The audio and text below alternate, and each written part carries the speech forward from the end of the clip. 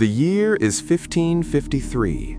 The air in Greenwich Palace was thick with the cloying scent of lilies and approaching doom. Lady Elizabeth Tudor, younger sister to the dying King Edward VI, stood by a tall, leaded window, her breath misting the glass. She was 20 years old, sharp of mind, sharper of tongue, and currently wearing a gown of dull gray, a deliberate choice to reflect her humble status, though her emerald eyes betrayed a restless fire that would never be humble. Across the room, her half-sister, Princess Mary, knelt in prayer, her posture stiff with the decades of righteous suffering. Mary was older, more devout, and possessed the terrible certainty of a true believer. For years she had been humiliated, branded a bastard, and her Catholic faith persecuted. Now, with Edward's lungs failing, her hour was finally at hand. "Must you always kneel, sister?" Elizabeth's voice was dry, laced with a mockery she didn't bother to hide. "The floor is cold, and the Almighty surely hears you from a chair." Mary rose slowly, her shadow falling across the floor like a shroud. "I kneel for my soul, Elizabeth, and for the souls of this heresy-ridden realm. Our brother, King Edward, is departing, and a true sovereign must pray for the strength to scour the filth he leaves behind." The word filth hung in the air, a direct insult to Elizabeth and the Protestant reforms Edward had championed. "His Grace leaves behind a great light, Mary, a modern realm free from Roman chains," Elizabeth countered, turning fully. "And you speak of scouring? Be careful, sister. The tools of the Inquisition are not popular in London." Mary's gaze was like granite, her face pale but resolute. "Popularity is the mistress of fools. Duty is the only consort for a queen. When I ascend the throne, as is my God-given right, you will find that the old laws, the true faith, will be restored, and those who cling to false gods and heretical counsels will be dealt with." The threat was clear, the subtext terrifying. Elizabeth had watched her mother, Anne Boleyn, walk to the scaffold. She knew how quickly a queen's favor could curdle into a death warrant. The next morning, the bell tolled. King Edward VI was dead. But the throne did not pass to Mary. In the dead of night, a secret cabal led by the powerful Duke of Northumberland had produced a new will signed by the dying boy king, disinheriting both Mary and Elizabeth. The new queen was to be Lady Jane Grey, a quiet, scholarly cousin, a Protestant pawn. When the news reached Elizabeth at her estate, Hatfield, she did not scream or weep. She simply laughed, a chilling sound that made her courtiers recoil. "A 9 days queen," she murmured, her mind already racing through alliances, betrayals, and the logistics of a covert army. "The Duke has a strong hand, but a fool's heart. He moves too fast. He has forgotten that the people cherish the blood of a king more than the ink of a lawyer." Mary, meanwhile, had fled. Alone, under the cover of a storm, she rode to Norfolk, calling upon the Catholic lords and the common folk who remembered her mother, Catherine of Aragon. Her message was simple: restore the true line, restore the true faith. Elizabeth, ever the pragmatist, did not join Mary's uprising, nor did she fight it. She waited.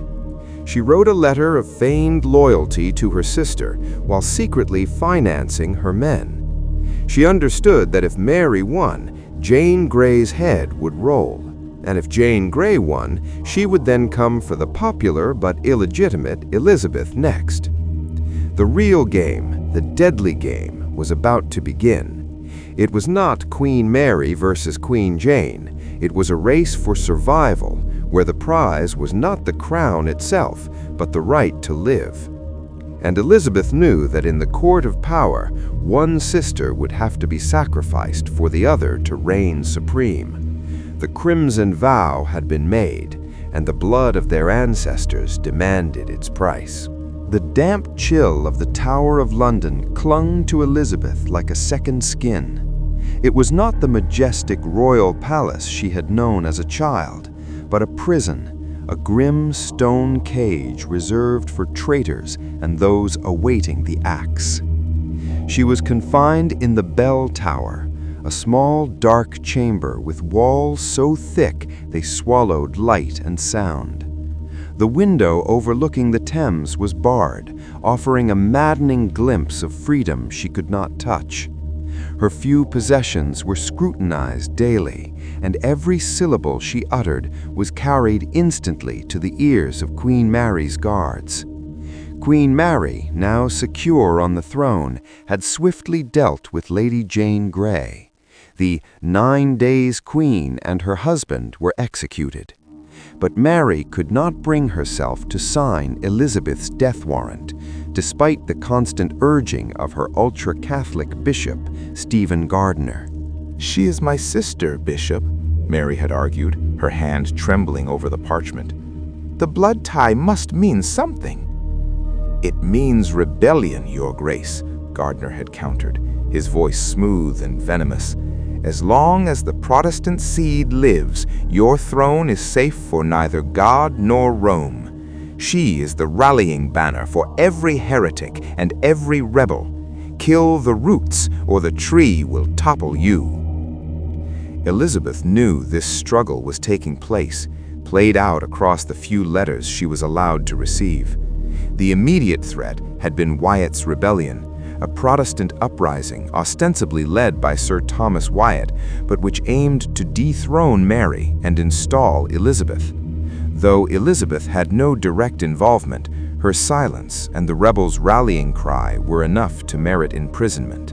One bitter March morning, Bishop Gardiner himself arrived, escorted by a dozen menacing men-at-arms. Elizabeth was dragged, not walked, to the Queen's Hall for interrogation. She stood before Gardiner, wearing a simple black gown, her posture impeccable. She refused to kneel. "Lady Elizabeth," Gardiner began, his face a mask of false piety, "we wish only for your soul's salvation and your sister's peace. Confess your part in the treasonous plot. Confess that you knew of Wyatt's intent to crown you queen." Elizabeth met his gaze unflinchingly. "My Lord Bishop, I am accused of what I knew not. I am imprisoned for thoughts I never entertained. Had I desired the throne, do you imagine I would have waited upon the clumsy actions of a country gentleman like Wyatt?" Her tone was cool, imperious, striking at Gardiner's pride. It was a subtle act of political warfare. By dismissing Wyatt, she dismissed the weight of the accusation against her. "A bold tongue for a prisoner awaiting the executioner's kindness," Gardiner sneered. "We have testimony, lady, witnesses who swear they saw letters passing between you and the rebels." Elizabeth paused, her emerald eyes narrowing slightly. "Then let those witnesses be brought forth and stand before me, face to face. It is the custom of this realm, and I am the king's daughter, entitled to the law. If I am to die, I shall die knowing the face of my perjurer." This was the checkmate. Gardiner knew she spoke the truth. To bring the false witnesses before Elizabeth, with her keen memory and sharp intellect, would be to expose them as liars and severely damage the crown's already shaky legal grounds. Gardiner could not meet her challenge. He had no choice but to retreat. As he turned to leave, defeated for the moment, Elizabeth's voice followed him, low, resonant, and absolutely clear. "Tell my sister this, my lord. I am the daughter of King Henry. The axe does not frighten me. but let her consider carefully. The head that falls today may be avenged tomorrow, and the people of England rarely forgive the murder of an innocent royal." Elizabeth was returned to the bell tower, but the interrogation had bought her precious time. She had fought her trial by fire with nothing but wit and pride. Yet she knew the reprieve was temporary. Her fate now rested on a single volatile factor: the arrival of Queen Mary's intended husband, Prince Philip of Spain. Philip was Catholic, powerful, and desperate for an ally in England. He might be her enemy, but he might also be the one person capable of saving her life from her own sister's desperate, jealous fear. July 1554. The gloom of the tower lifted suddenly, not by an act of mercy, but by an order of pragmatic politics. The Spanish prince, Philip of Asturias, had arrived in England to marry Queen Mary I. Elizabeth was released from the tower and banished to Woodstock Manor, a remote and guarded country house. The move was a tactical compromise. Bishop Gardiner still clamored for her execution, but the looming presence of the formidable Spanish delegation made the murder of a popular English princess politically toxic. Elizabeth arrived at Woodstock weak but unbroken. Her time in the tower had stripped away her youthful flippancy, replacing it with a steely, calculating reserve. She was a woman who had tasted the shadow of the axe and learned the language of silence. The atmosphere in England was electric with fear and resentment. The marriage between the aging, devout Queen Mary and the young, intensely Catholic Philip was met with widespread public hatred. To the English, it was a humiliating takeover by a foreign power. Philip, who was a master strategist and deeply invested in keeping England Catholic and allied to Spain against France, quickly realized a critical truth. Queen Mary was unpopular, aging, and obsessed with producing an heir. If she died childless, her half-sister, the Protestant Elizabeth, was the undisputed successor. Philip needed a contingency plan, and that plan was Elizabeth. Their first meeting was arranged with meticulous, almost theatrical care. Philip, the future King of Spain, arrived at Woodstock in the guise of a sympathetic brother-in-law, bearing gifts and condolences. Elizabeth, knowing the entire exchange was a performance staged for her sister's spies and his own diplomats, dressed simply but regally. She spoke to him in fluent Spanish, a skill that startled and impressed the prince. "Your Grace is too kind to visit a simple, secluded subject," Elizabeth murmured, her eyes holding his with an unnerving mixture of deference and intelligence. Philip, a man of cold reserve, found himself intrigued. Mary was zealous, passionate, and often ill. Elizabeth was vibrant, sharp, and possessed a political astuteness that matched his own. "I came to know you, Princess," Philip replied, his voice low and carefully measured. "I found your situation unjust. I have spoken to the Queen, your sister. I assured her that to execute you, the heir presumptive, would be to invite a rebellion across the realm that even my armies would struggle to quell." Elizabeth's heart pounded, but her face remained serene. He was admitting that he, the most powerful man in Europe, had saved her life. But why? "Your counsel honors me, Your Grace. It is a kindness I shall never forget," she replied, emphasizing the word kindness. Philip leaned closer, the scent of fine Spanish leather and musk filling the space between them. "Kindness, Princess, is a luxury for fools. This is necessity. If the crown remains Protestant after Mary's death, the alliance between England and Spain is broken. My only recourse would be to marry you, to bind England back to my cause." The frankness of his demand was breathtaking. Elizabeth, the prisoner, was being propositioned for a marriage that would secure the future of the Spanish Empire. She smiled, a practiced, dazzling smile that never quite reached her eyes. "My lord, I have just been released from the shadows of the tower. My sister's grace is newly won. To speak of succession or a marriage so grand while Her Majesty still reigns would be treason of the highest order. I am no man's contingency plan." She had refused him, but masterfully left the door ajar. She had shown him that she was not a puppet, but a queen in waiting.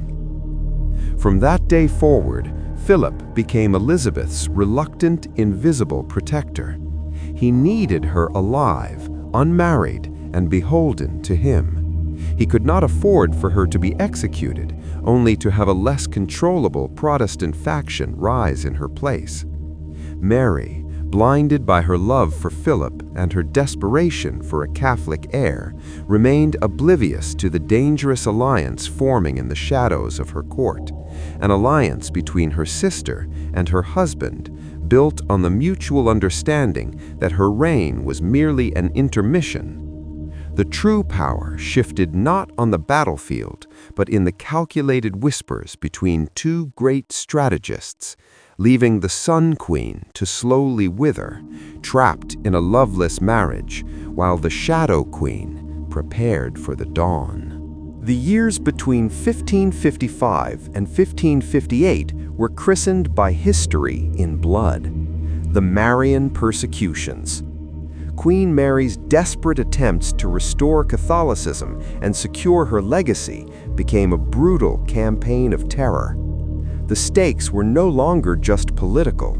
They were matters of eternal soul and earthly torment. Over 300 men and women, bishops, commoners, wives, and scholars were burned at the stake. London filled with the stench of smoke and fear. Mary, fueled by religious zeal and the profound anxiety of a childless queen, genuinely believed she was saving the souls of her heretical people. Meanwhile, Philip of Spain grew increasingly detached. Disillusioned by Mary's inability to produce an heir and frustrated by the English council's refusal to allow him the full authority of a king, he spent less and less time in England. His retreat left Mary isolated, clinging fiercely to her faith and her diminishing hope. Elizabeth, exiled far from the court, maintained her exquisite balancing act. She was expected to attend Catholic Mass, and she did so with visible piety, though her private prayers remained staunchly Protestant. She was constantly under surveillance by Mary's spies, yet Philip's implicit protection acted as an invisible shield. One morning, a messenger arrived at Elizabeth's guarded manor. It was a courtier, risking his neck, carrying a message hidden in a musical score. "The Queen weeps, not for policy, but for the sickness in her belly. No child comes. The Spanish sun sets fast. Prepare the dawn." Mary had endured several phantom pregnancies, periods of extreme swelling and sickness, buoyed by the belief that she was carrying the Catholic heir, only for the symptoms to dissipate, leaving her physically and emotionally crushed. Each disappointment was a victory for Elizabeth and a step closer to the throne. Elizabeth did not celebrate. She understood that her sister's sorrow was contagious. A cornered, grieving queen was the most dangerous kind. She retreated into a fortress of silence and study. She memorized treaties, studied the workings of the mint, and discussed strategy with her most loyal, clandestine advisor, William Cecil. Her court was a school for future governance, disguised as a quiet, scholarly household. "We must be seen as entirely innocent, entirely focused on scripture and embroidery," Elizabeth instructed Cecil, her voice barely a whisper. "Let my sister worry about the ashes of her martyrs. We shall worry about the treasury she is emptying and the navy she is neglecting." Her strategy was passive aggression on a national scale. Mary was destroying her own popularity and emptying the exchequer through foreign wars and persecutions. Elizabeth needed only to wait, letting Mary's tyranny burn itself out. The final blow came in 1558. Mary, desperately ill with fever and grief, finally accepted the truth. She would die childless. Her legacy, the restoration of Catholicism, would vanish with her. It was Philip who forced the final, agonizing choice. He sent an envoy advising Mary to name Elizabeth as her successor, not out of affection, but to prevent the French allied Mary, Queen of Scots, from claiming the throne. Even in his absence, Philip was still pulling Elizabeth's strings. On November 6, 1558, a delegation from the Privy Council arrived at Hatfield, where Elizabeth was now permitted to reside. They were grim-faced, solemn, and nervous. They carried the news that Queen Mary had finally acknowledged her sister as the lawful heir. Elizabeth, still guarded, paused before facing them. She knelt in the garden, raised her face to the weak November sun, and quoted the Latin of the Psalms. A Domino factum est istud, et est mirabile in oculis nostris. This is the Lord's doing, and it is marvelous in our eyes.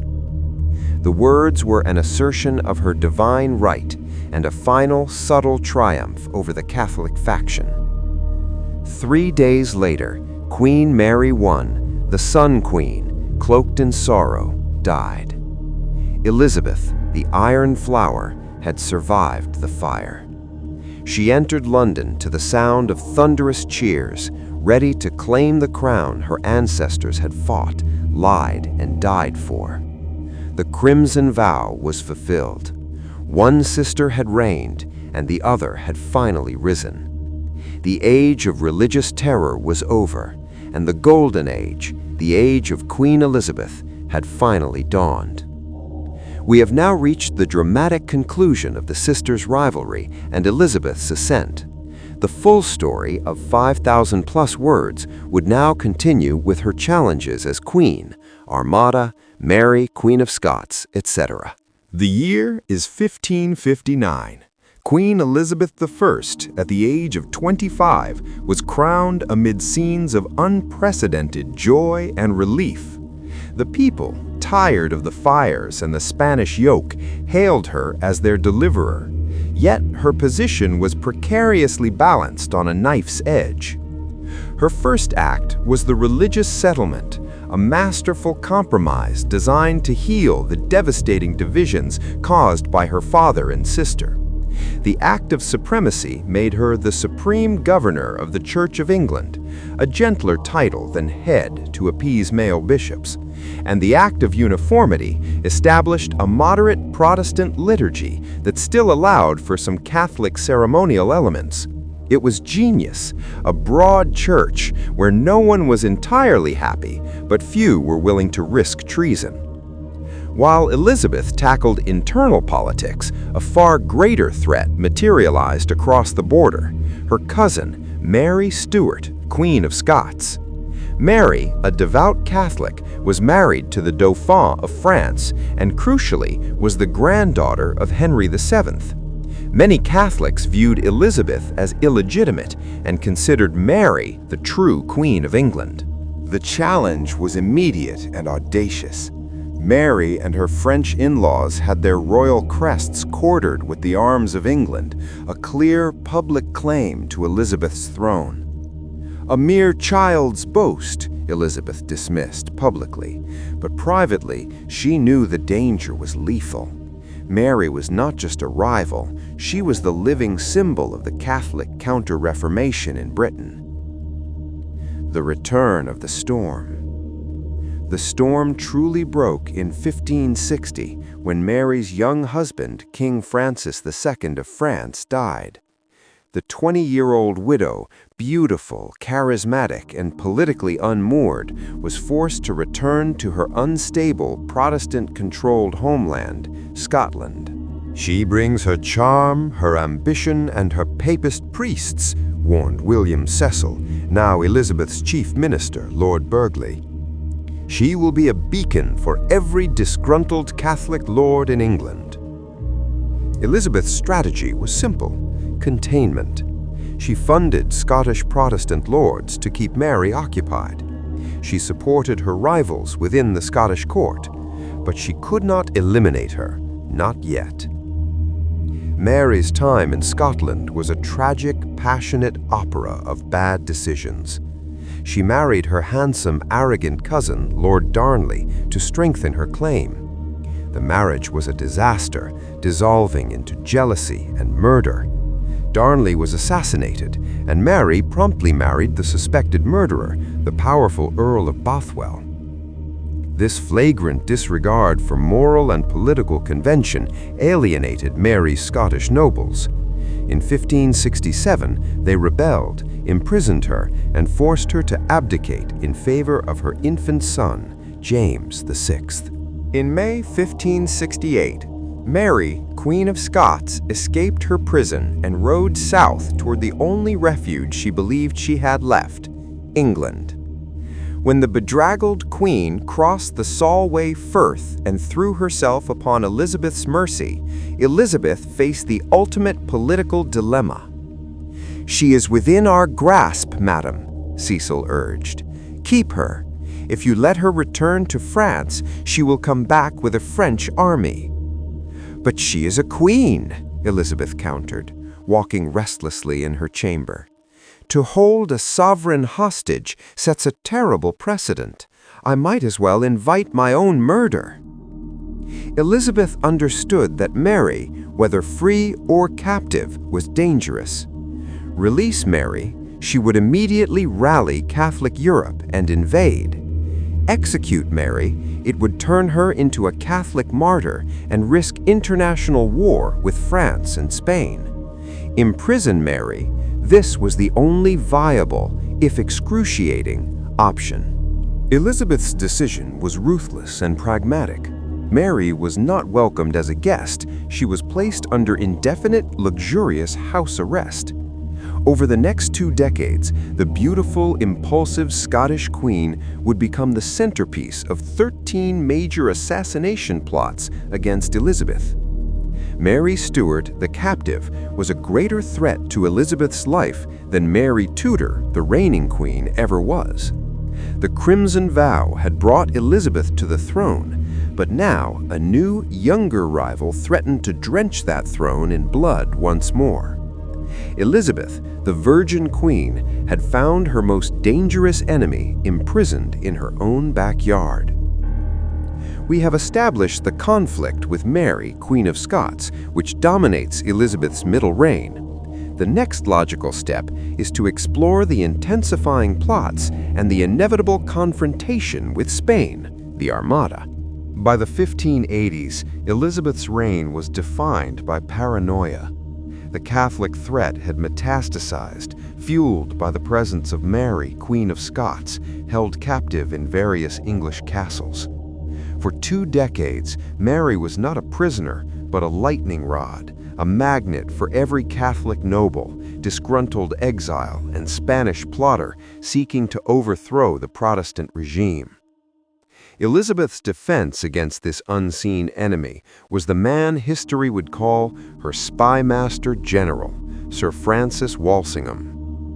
Walsingham was the Queen's Moor, a man dedicated to rooting out treason before it could bloom. He built a vast, intricate network of spies, counter-spies, and informants across Europe and within every Catholic household in England.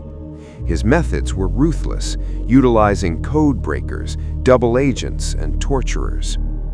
Walsingham's greatest strategic asset was the Babington Plot of 1586.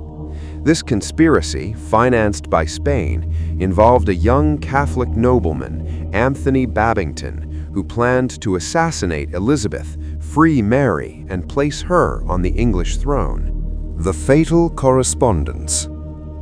Mary, after years of forced inactivity, fell into Walsingham's carefully laid trap. She began corresponding with Babington, believing the letters were secure.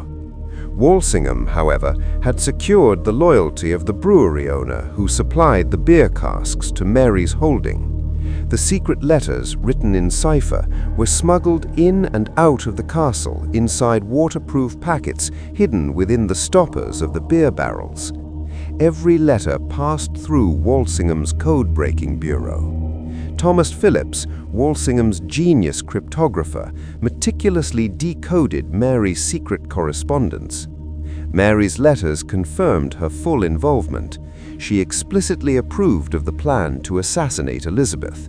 She wrote, "The sooner the dispatch be, the better, and to proceed with the 6 gentlemen, not doubting but God will prosper their good meaning and grant them a happy success." Walsingham now had the irrefutable evidence of treason, not against Mary's Scottish throne, but against the English crown. The trial and the execution. The evidence was presented to Elizabeth, whose internal conflict was excruciating. To execute a fellow crowned queen was an act of profound and terrifying sovereignty, breaking the sacred medieval pact that monarchs were answerable only to God. It would invite war and earn her the permanent enmity of Catholic Europe. For months, Elizabeth refused to sign the death warrant. She vacillated, wept, and raged, terrified of the moral and political consequences. Her council, led by Cecil and Walsingham, pressured her relentlessly. Her life, they argued, could not be safe while Mary lived. Finally, in February 1587, under immense duress, Elizabeth signed the document, then immediately regretted it, blaming her secretary for sending it without her final permission. The responsibility, however, was hers. Mary, Queen of Scots, met her end with dignity and defiance at Fotheringhay Castle. She walked into the great hall dressed in black, but when she removed the outer layer, she revealed a magnificent crimson-colored gown, the color of a Catholic martyr. Her final words affirmed her faith and her claim to the throne. "I am a queen born and a true servant of the religion." The axe fell. The serpent in the garden was finally silenced. Elizabeth, the woman who had watched her own mother die on the block, had become the executioner. The act secured her safety, galvanized Protestant support, and cleared the way for the nation to unite against its greatest external foe. The execution of Mary was the spark that ignited the final inevitable confrontation with the most powerful man in the world, King Philip II of Spain. The Crimson Vow had demanded a royal life, and Elizabeth had paid the price in a cousin's blood. The execution of Mary, Queen of Scots, was the final provocation. King Philip II of Spain, the former husband of Elizabeth's sister, now saw his duty and his ambition clearly. He would avenge Mary, restore the Catholic faith to England, and claim the rich island kingdom for himself. In 1588, Philip assembled the Spanish Armada, a fleet so vast, so powerful that it was termed invincible. 130 ships, 30,000 men, and over 2,000 cannons, the largest naval force the world had ever seen, set sail from Lisbon toward the English Channel. Fear gripped England. The nation was small, its army largely amateur, and its navy consisted of smaller, faster ships. The prophecy seemed clear. The Protestant heretic queen would be overthrown. The naval duel. The battle was not won by size, but by strategy, speed, and design. The English ships, commanded by legendary privateers like Sir Francis Drake, were lower, faster, and more maneuverable than the towering Spanish galleons. The Spanish ships were floating fortresses designed for boarding. The English ships were gun platforms designed for distance fighting. The English strategy was simple: harass, don't engage. They used the wind advantage, firing continuously at the hulls of the Spanish ships, chipping away at the invincible reputation. The decisive blow came in the dead of night off the coast of Calais.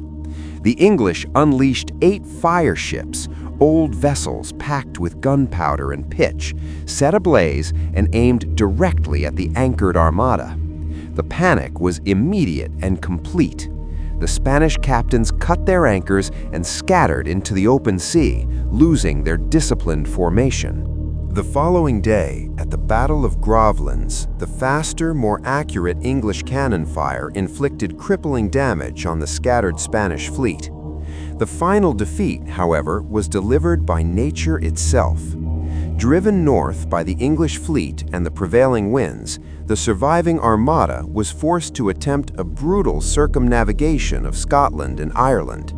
Storms, what the English called the Protestant wind, wrecked dozens of ships and drowned thousands of men. Only about half the armada made it back to Spain. The Tilbury Speech.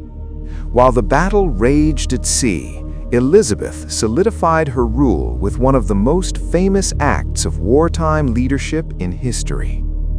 In August 1588, Elizabeth rode in full armor to the fortified camp at Tilbury, where her modest land army was waiting to repel any Spanish landing. She was not only the queen, she was the commander-in-chief, a warrior monarch addressing her troops.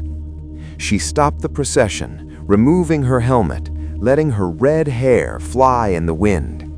Standing before the nervous, outnumbered soldiers, she delivered a speech that transcended mere politics and became the voice of English identity.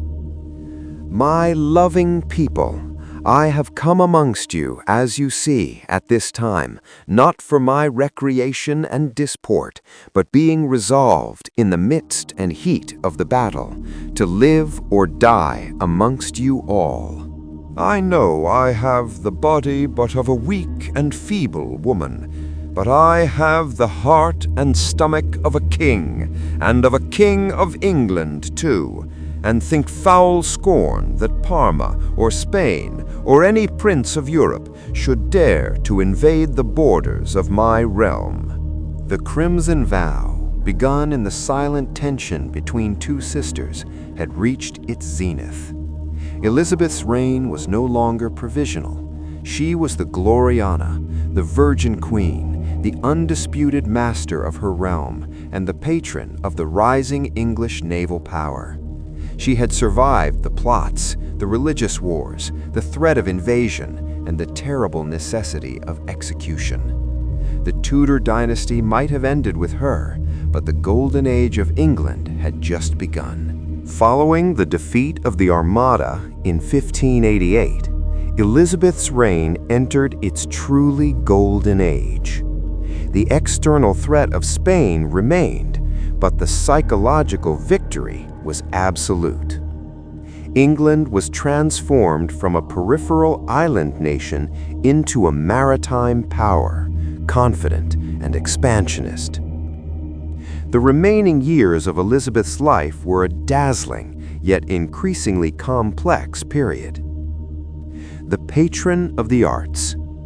The Queen's court became the epicenter of the Renaissance in England. This was the era of William Shakespeare, Christopher Marlowe, and Edmund Spenser. Elizabeth fostered this flourishing of culture, using pageantry, poetry, and theater to bolster her image as the benevolent, glorious monarch, Gloriana. The matter of succession.